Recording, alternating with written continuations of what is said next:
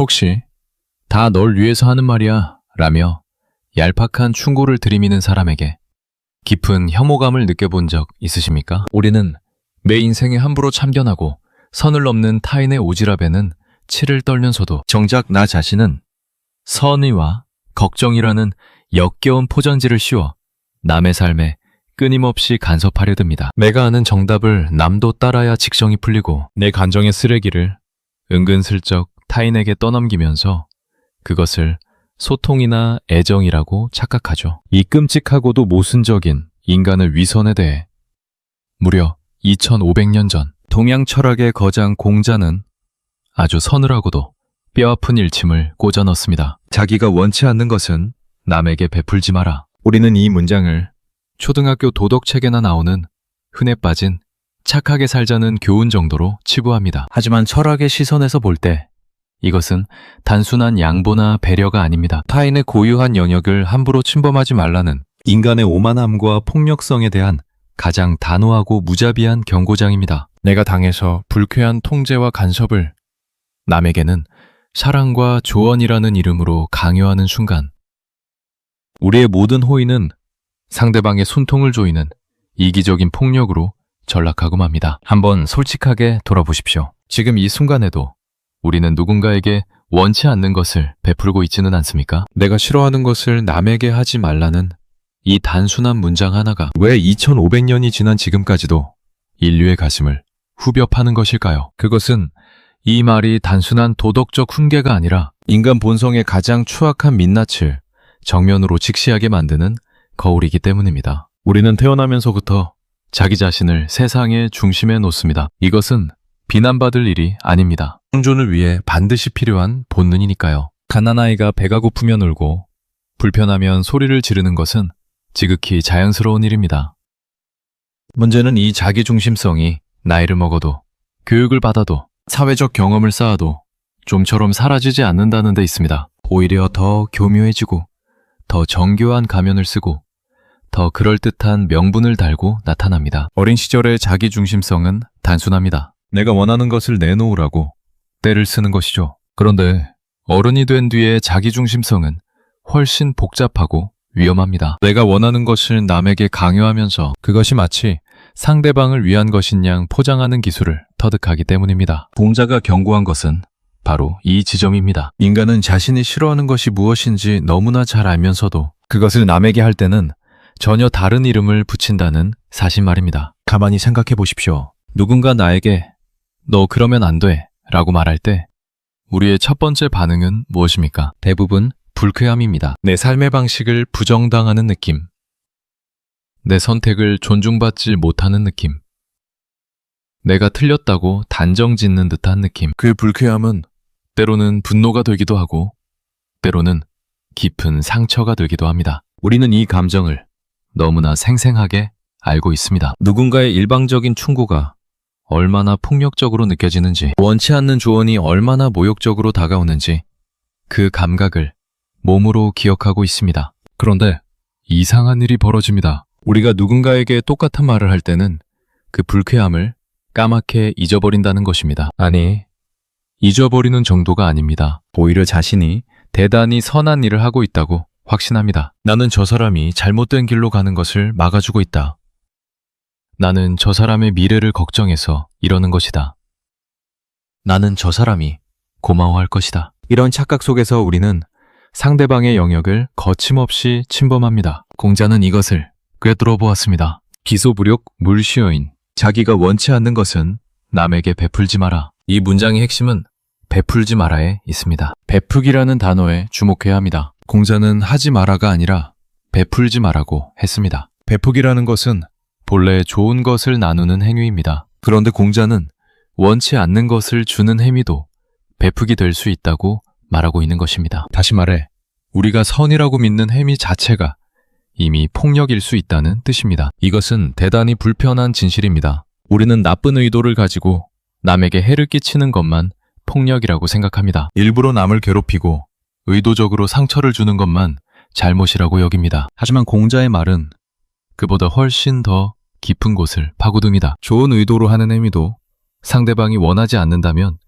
그것은 폭력이 된다는 것입니다. 의도가 아무리 선하더라도 상대방의 동의 없이 그의 삶에 개입하는 순간 그것은 이미 선을 넘은 것입니다. 부모와 자녀 사이에서 이 문제는 가장 극적으로 드러납니다. 부모는 자녀를 사랑합니다. 이것은 의심할 여지가 없는 진실입니다. 그런데 그 사랑이 어떤 형태로 표현되는지를 살펴보면 봉자의 경고가 얼마나 절실한 것인지 뼈저리게 깨닫게 됩니다. 부모는 자녀에게 이렇게 말합니다. 네가 잘 되라고 하는 말이야. 내가 다 겪어봐서 아는데 그 길은 아니야. 네가 나중에 후회할까 봐 그러는 거야. 이 말들은 모두 진심입니다. 부모는 정말로 자녀가 잘 되기를 바랍니다. 정말로 자녀가 고통받는 것을 원치 않습니다. 하지만 여기서 한 발짝만 뒤로 물러나서 생각해 봅시다. 그 부모 자신이 젊었을 때 자신의 부모로부터 똑같은 말을 들었다면 어떤 기분이었겠습니까? 답답함, 억울함, 분노, 그리고 나를 하나의 독립된 인격체로 인정해주지 않는다는 깊은 서러움, 바로 그 감정을 느꼈을 것입니다. 자기가 원치 않았던 바로 그것을 이제는 자신의 자녀에게 고스란히 되풀이하고 있는 것입니다. 사랑이라는 이름으로 걱정이라는 포장 속에 이것이 공자가 말한 인간의 근본적인 모순입니다. 우리는 자신이 당했을 때의 고통은 선명하게 기억하면서도 자신이 똑같은 것을 남에게 할 때는 마치 기억 상실에 걸린 것처럼 그 고통을 완벽하게 망각합니다. 그리고 이 망각은 우연이 아닙니다. 의도적인 것도 아닙니다. 인간의 자기중심성이 만들어낸 가장 정교한 자기 기만입니다. 직장에서도 마찬가지입니다. 상사가 부하 직원에게 이건 네 성장을 위해서 하는 말이야 라며 공개적으로 질책하는 장면을 떠올려 보십시오. 그 상사 자신도 젊은 시절 윗사람에게 모든 사람 앞에서 망신을 당했을 때 얼마나 수치스러웠는지 잘 알고 있습니다. 퇴근길에 혼자 눈물을 삼켰을 수도 있고 다시는 저런 상사가 되지 말아야지 다짐했을 수도 있습니다. 그런데 자신이 그 자리에 올라서는 순간 과거의 그 고통은 마법처럼 사라지고 대신 나는 저 사람과 다르다. 나는 정말로 이 직원을 위해서 이러는 것이다. 라는 자기 확신이 그 자리를 채웁니다. 공자의 말이 위대한 것은 이 자기 기만의 메커니즘을 정확하게 짚어냈기 때문입니다. 그는 인간에게 착하게 살아라 라고 말하지 않았습니다. 대신 네가 싫은 것을 남에게 하지 마라고 했습니다. 이 차이는 엄청납니다. 착하게 살라는 말은 추상적입니다. 무엇이 착한 것인지는 사람마다 다르고 시대마다 다르고 상황마다 다릅니다. 하지만 내가 싫은 것이 무엇인지는 모든 사람이 명확하게 알고 있습니다. 공자는 가장 구체적이고 가장 보편적인 기준을 제시한 것입니다. 미 자신의 불쾌함을 기준으로 삼으라는 것입니다. 누군가에게 무언가를 하기 전에 딱 한 가지만 스스로에게 물어보라는 것입니다. 이것을 내가 당한다면 기분이 좋겠는가? 이 질문 하나로 충분합니다. 대답이 아니오라면 그것을 남에게 해서는 안 됩니다. 아무리 좋은 의도가 있더라도, 아무리 논리적인 근거가 있더라도, 아무리 상대방을 위한 것이라고 확신하더라도 내가 당하기 싫은 것은 남에게도 하지 말아야 합니다. 그런데 여기서 우리의 교활한 자기중심성이 또 한 번 고개를 듭니다. 사람들은 이렇게 반박합니다. 나는 괜찮은데 저 사람은 왜 불쾌해하는 거지? 나는 이런 말을 들어도 아무렇지 않은데 저 사람은 왜 저렇게 예민한 거지? 이 반박이야말로 공자의 가르침을 정면으로 위반하는 것입니다. 왜냐하면 이것은 자기의 기준을 남에게 강요하는 또 다른 형태이기 때문입니다. 사람은 모두 다릅니다. 내가 견딜 수 있는 것을 남도 견딜 수 있다고 단정하는 것 자체가 오만입니다. 공자가 말한 자기가 원치 않는 것은 최소한의 기준입니다. 내가 싫은 것조차 남에게 하지 말라는 것이지 내가 괜찮으면 남에게 해도 된다는 뜻이 아닙니다. 여기서 한 걸음 더 나아가면 진정한 배려의 경지에 도달합니다. 내가 괜찮더라도 상대방이 원치 않을 수 있다는 것을 인정하는 것, 그것이 타인을 하나의 독립된 존재로 존중하는 시작입니다. 우리 사회에는 참견의 문화가 깊이 뿌리박혀 있습니다. 명절에 친척들이 모이면 어김없이 시작되는 질문들이 있습니다. 결혼은 언제 하느냐? 아이는 언제 낳느냐? 월급은 얼마냐?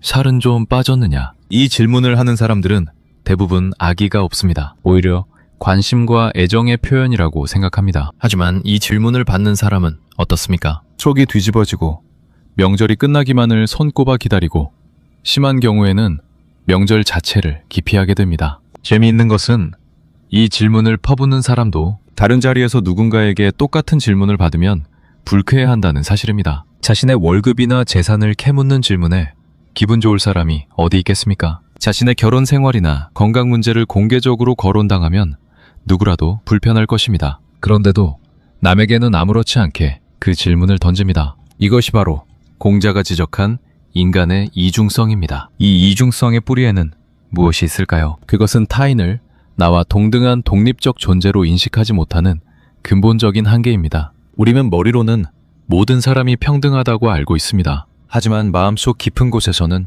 여전히 나 자신을 세상의 주인공으로 놓고 다른 사람들을 내 이야기의 조연 정도로 취급합니다. 주인공에게는 감정과 사정과 이유가 있지만 조연에게는 그런 것이 없다고 무의식적으로 전제하는 것입니다. 그래서 내가 힘들 때는 세상이 나를 이해해 주기를 바라면서 남이 힘들어할 때는 왜 그 정도로 힘들어하느냐고 핀잔을 줍니다. 내가 실수할 때는 누구나 실수할 수 있다고 스스로를 위로하면서 남이 실수할 때는 도대체 왜 그러냐고 비난합니다. 내가 여유가 필요할 때는 당연한 권리라고 생각하면서 남이 쉬고 싶어 할 때는 게으르다고 판단합니다. 공자가 말한 서슈, 즉 용서하고 헤아린다는 것은 바로 이 비대칭을 교정하는 작업입니다. 내가 나에게 적용하는 기준을 남에게도 똑같이 적용하라는 것입니다. 그런데 여기서 주의해야 할 것은 이 교정의 방향입니다. 내가 나에게 관대한 만큼 남에게도 관대하라는 것이지, 내가 남에게 엄격한 만큼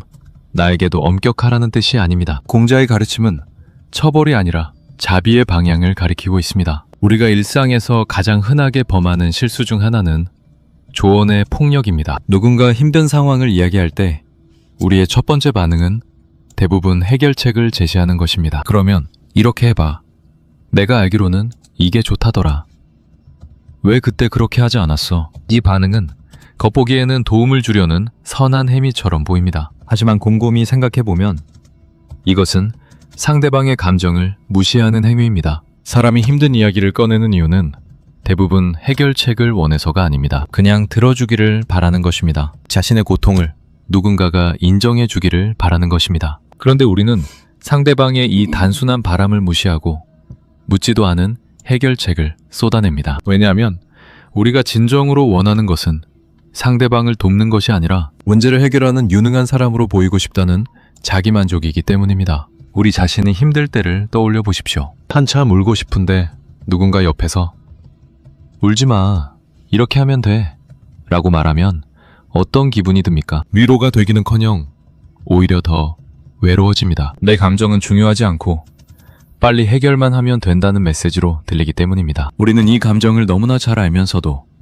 남이 울고 있을 때는 어김없이 해결사 노릇을 하려고 덤빕니다. 이것이 공자가 말한 자기가 원치 않는 것을 남에게 베푸는 전형적인 사례입니다. 진정한 위로는 놀라울 만큼 단순합니다. 그냥 옆에 있어주는 것입니다. 그냥 들어주는 것입니다. 그 사람의 고통에 이름을 붙이거나 등급을 매기지 않는 것입니다. 해결하려 하지 않고 판단하지 않고 비교하지 않고 그저 그 사람이 지금 아프다는 사실을 인정해 주는 것입니다. 이것이 어려운 이유는 우리의 자기중심성이 가만히 있는 것을 견디지 못하기 때문입니다. 뭔가를 해야 할 것 같고 뭔가를 말해야 할 것 같고 내 존재감을 드러내야 할 것 같은 충동. 바로 이 충동이 타인의 고통 앞에서조차 자기 자신을 내세우려는 인간의 본능입니다. 공자는 이 본능을 극복하라고 말합니다. 극복의 방법은 간단합니다. 하지 않는 것입니다. 하지 않는다는 것은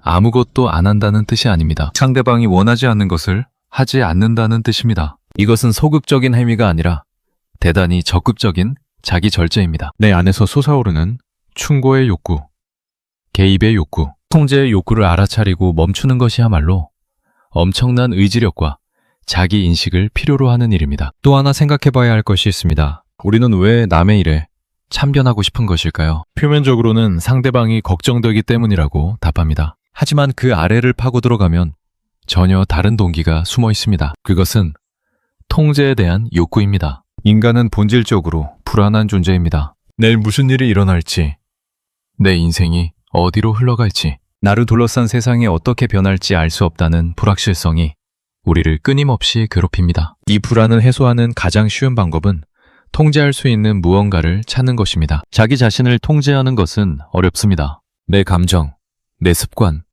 내 욕망을 다스리는 것은 평생에 걸친 과제입니다. 하지만 남을 통제하는 것은, 적어도 시도하는 것은 훨씬 쉬워 보입니다. 남에게 이래라 저래라 하는 것은 내 불안을 잠시나마 잠재울 수 있는 손쉬운 출구입니다. 내가 누군가의 삶에 영향을 미치고 있다는 느낌.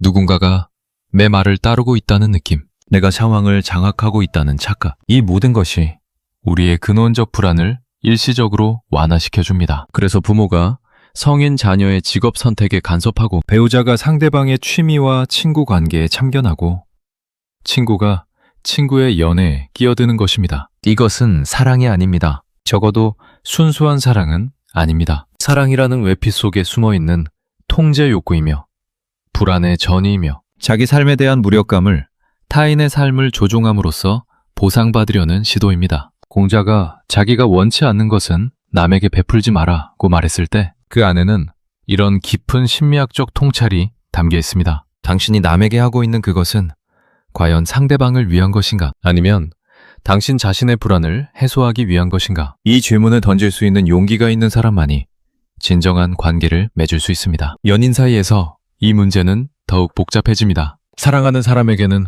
더 많은 것을 해주고 싶고, 더 많은 것을 알고 싶고, 더 깊이 관여하고 싶은 것이 자연스러운 감정입니다. 하지만 이 자연스러운 감정이 통제되지 않을 때 사랑은 집착이 되고, 관심은 감시가 되고, 보호는 구속이 됩니다. 누구도 감시당하고 싶어 하지 않습니다. 누구도 자신의 모든 행동을 보고하고 싶어 하지 않습니다. 누구도 자신의 인간관계를 누군가에게 허락받고 싶어 하지 않습니다. 그런데 사랑하는 사람이 이것을 할 때 우리는 이상하게도 그것을 사랑의 증거로 착각합니다. 질투하는 것은 그만큼 나를 사랑하기 때문이고, 내 행동을 확인하는 것은 그만큼 나를 걱정하기 때문이라고. 하지만 한 걸음만 물러서서 보면 이것은 공자가 경고한 바로 그것입니다. 내가 당하면 숨이 막히는 통제를 사랑이라는 이름으로 포장해서 상대방에게 베풀고 있는 것입니다. 건강한 사랑은 상대방의 자유를 존중하는 사랑입니다. 이것은 무관심과는 전혀 다릅니다. 무관심은 상대방에게 관심이 없는 것이고, 존중은 상대방에게 깊은 관심을 가지면서도 그 관심이 상대방의 자유를 침해하지 않도록 스스로를 절제하는 것입니다. 이 절제야말로 사랑의 가장 높은 형태입니다. 왜냐하면 그것은 내 욕구를 충족시키는 것보다 상대방의 안녕을 우선시하는 진짜 이타심이기 때문입니다. 우리 사회에서 자주 목격하는 또 다른 폭력적 배폭은 감정의 전가입니다. 자신이 기분이 나쁠 때 그 불쾌한 감정을 주변 사람에게 퍼뜨리는 행위 말입니다. 회사에서 스트레스를 받은 사람이 집에 와서 가족에게 화를 내고, 부모에게 야단맞은 아이가 동생을 괴롭히고, 상사에게 질책당한 직원이 후배에게 짜증을 내는 것. 이 모든 것은 자기가 원치 않는 부정적 감정을 남에게 전가하는 행위입니다. 아무도 이유 없는 분노의 표적이 되고 싶어 하지 않습니다. 아무도 남의 스트레스를 대신 받아주는 쓰레기통이 되고 싶어 하지 않습니다. 우리 자신이 그런 취급을 당했을 때 느끼는 억울함과 비참함을 너무나 잘 알고 있습니다. 그런데도 우리는 자신의 감정을 다스리지 못하고 그 감정의 쓰레기를 가장 가까운 사람에게 쏟아냅니다. 가장 안전하다고 느끼는 대상에게 자신의 가장 추한 모습을 보여주는 것입니다. 공자의 가르침은 이 지점에서 우리에게 근본적인 물음을 던집니다. 당신의 감정은 당신의 책임이라는 것입니다. 당신이 화가 나는 것은 당신의 문제이지 당신 옆에 있는 사람의 문제가 아닙니다. 당신이 불안한 것은 당신이 해결해야 할 과제이지 타인에게 떠넘길 짐이 아닙니다. 자기가 원치 않는 감정적 쓰레기를 남에게 베풀지 마라. 이것이 공자가 말한 것의 실질적 의미 중 하나입니다. 그렇다면 우리는 어떻게 해야 합니까? 공자의 가르침을 실천하기 위해서는 무엇이 필요합니까? 첫 번째로 필요한 것은 자기 인식입니다. 내가 지금 무엇을 하고 있는지, 왜 하고 있는지를 정직하게 들여다보는 능력입니다. 내가 누군가에게 충고를 하려는 순간 잠깐 멈추고 스스로에게 물어야 합니다. 이것은 정말로 저 사람을 위한 것인가? 아니면 내 불안을 해소하기 위한 것인가? 내가 옳다는 것을 증명하고 싶은 것은 아닌가? 상대방이 이 충고를 원하고 있기는 한 것인가? 이 자기인식의 과정은 불편합니다. 왜냐하면 우리가 발견하게 되는 것은 대부분 유쾌하지 않은 진실이기 때문입니다. 나의 선의가 사실은 통제 욕구의 변형이었다는 것. 나의 걱정이 사실은 불안의 투영이었다는 것. 나의 조언이 사실은 자기 과시의 수단이었다는 것. 이런 진실과 대면하는 것은 고통스러운 일입니다. 하지만 이 고통을 통과하지 않고서는 공자가 가리킨 방향으로 한 걸음도 나아갈 수 없습니다. 두 번째로 필요한 것은 타인의 독립성을 진심으로 인정하는 것입니다. 모든 사람은 자신만의 길을 걷고 있습니다. 그 길이 내가 보기에 아무리 잘못되었다 하더라도 그것은 그 사람의 길입니다. 우리에게는 남의 길을 바꿀 권리가 없습니다. 도움을 요청받았을 때 정성껏 도울 수는 있지만 요청받지 않은 도움을 강요할 권리는 누구에게도 없습니다. 이것은 많은 사람들이 무책임하다고 느끼는 태도입니다. 분명히 잘못된 길로 가는 사람을 보면서 아무것도 하지 않는 것이 과연 옳은 일이냐고 반문합니다. 하지만 공자의 관점에서 보면 더 무책임한 것은 상대방의 동의 없이 그의 삶에 개입하는 것입니다. 왜냐하면 내가 보기에 잘못된 길이 실제로 잘못된 길이라는 보장이 없기 때문입니다. 내 기준에서 잘못된 것이 상대방의 기준에서는 최선일 수 있고, 내 경험에서 나쁜 결과를 낳았던 선택이 상대방의 상황에서는 전혀 다른 결과를 가져올 수 있습니다. 인간의 삶은 수학 공식이 아닙니다. 같은 행동이 같은 결과를 보장하지 않습니다. 그렇기 때문에 내 경험을 근거로 남의 선택을 판단하는 것 자체가 논리적 오류입니다. 공자가 우리에게 가르치는 것은 이 겸손함입니다. 내가 모든 것을 알 수는 없다는 겸손함. 내 경험이 보편적 진리가 될 수는 없다는 겸손함. 내 판단이 항상 옳을 수는 없다는 겸손함. 세 번째로 필요한 것은 경계의 존중입니다. 모든 인간에게는 보이지 않는 경계가 있습니다. 그 경계 안쪽은 오직 그 사람만이 들어갈 수 있는 고유한 영역입니다. 그 사람의 감정, 그 사람의 선택, 그 사람의 가치관, 그 사람의 삶의 방식. 이 모든 것은 그 경계 안에 있는 것들입니다. 우리가 할 수 있는 것은 그 경계를 존중하는 것뿐입니다. 경계를 존중한다는 것은 쉬운 일이 아닙니다. 특히 가까운 사이일수록 더 어렵습니다. 사랑하는 사람에게는 경계가 없어야 한다는 환상이 있기 때문입니다. 우리는 친밀한 관계에서 모든 것을 공유하고 모든 것을 함께하고 모든 것을 알아야 한다고 믿습니다. 하지만 이것은 친밀함이 아니라 융합입니다. 두 사람이 하나가 되는 것은 아름다운 시적 표현이지 실제로 실현되어야 할 목표가 아닙니다. 건강한 관계는 두 개의 독립된 존재가 서로의 경계를 존중하면서 나란히 걸어가는 것입니다. 공자의 자기가 원치 않는 것은 남에게 베풀지 마라는 결국 경계에 대한 가르침입니다. 내 경계가 침범당하면 불쾌한 것처럼 남의 경계도 침범당하면 불쾌합니다. 내 경계를 존중받고 싶다면 먼저 남의 경계를 존중해야 합니다. 이것이 모든 인간관계의 출발점이며 가장 기본적인 예의이며 가장 깊은 사랑의 표현입니다. 우리는 종종 공자의 이 가르침을 소극적이라고 오해합니다. 하지 마라, 베풀지 마라, 간섭하지 마라. 이것은 아무것도 하지 말라는 뜻이 아닌가. 하지만 정반대입니다. 하지 않기 위해서는 엄청난 에너지가 필요합니다. 충고하고 싶은 충동을 찾는 것, 개입하고 싶은 욕구를 절제하는 것, 상대방의 실수를 지켜보면서도 그것이 그 사람의 배움의 과정임을 인정하는 것. 이 모든 것은 행동하는 것보다 훨씬 더 큰 용기와 인내를 필요로 합니다. 가만히 있는 것이 왜 이토록 어려운지를 이해하면 공자의 가르침이 얼마나 혁명적인지를 깨닫게 됩니다. 인간의 본능은 항상 무언가를 하라고 명령합니다. 개입하라, 통제하라, 수정하라, 바꾸라. 이 본능에 맞서서 하지 않기로 선택하는 것은 본능을 초월하는 행위입니다. 공자가 요구하는 것은 바로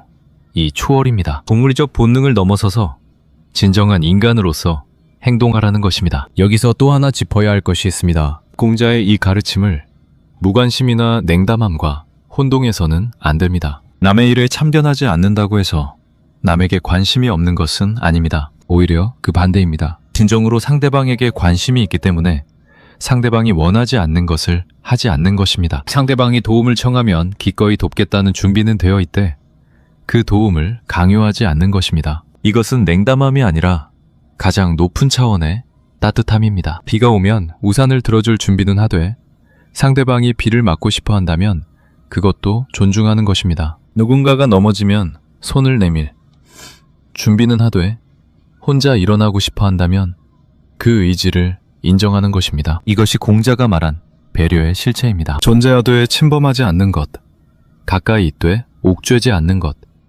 사랑하되 소유하지 않는 것. 살면서 우리는 무수히 많은 관계를 맺습니다. 부모와 자녀, 부부, 친구, 동료, 이웃. 이 모든 관계에서 공자의 가르침은 동일하게 적용됩니다. 어떤 관계에서든 상대방은 나와 다른 별개의 존재입니다. 나와 생각이 다르고, 감정이 다르고, 욕구가 다르고, 꿈이 다릅니다. 이 다름을 인정하지 못할 때 모든 갈등이 시작됩니다. 그리고 이 다름을 인정하는 가장 기본적인 방법이 바로 자기가 원치 않는 것을 남에게 베풀지 않는 것입니다. 많은 사람들이 이렇게 묻습니다. 그러면 남에게 아무 말도 하면 안 되는 것이냐고. 물론 그런 뜻이 아닙니다. 공자의 가르침은 침묵하라는 것이 아니라 말하기 전에 생각하라는 것입니다. 이 말이 상대방에게 도움이 되는가? 상대방이 이 말을 원하고 있는가?